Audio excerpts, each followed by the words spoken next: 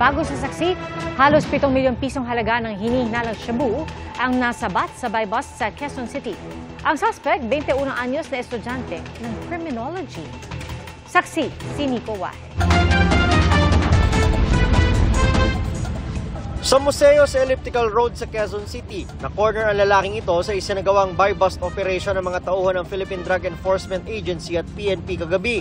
Bitbit niya ang isang paper bag na ang laman umano ay 1 kilo ng hinihinalang shabu na may street value na 6.8 million pesos. Ang suspect, 21 anyos na criminology student.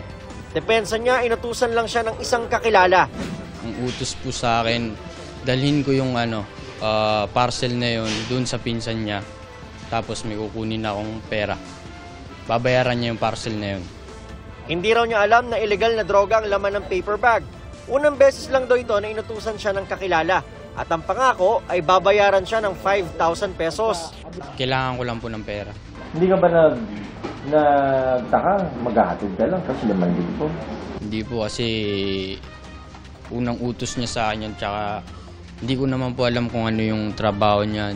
Ayon sa PIDEA, posibleng may grupong estudyante. That's a huge volume for students to be transacting dangerous drugs. So you will see the brazenness of this act. Malamang hindi lang ito nag-iisa, may makasama ito. Itong tao, this has been under surveillance for months na. Patuloy na nagsasagawa ng follow-up operation ng mga otoridad para mahanap ang mga kasama ng nahuling suspect. Para sa GMA Integrated News, Nico Wahe, ang inyong saksi.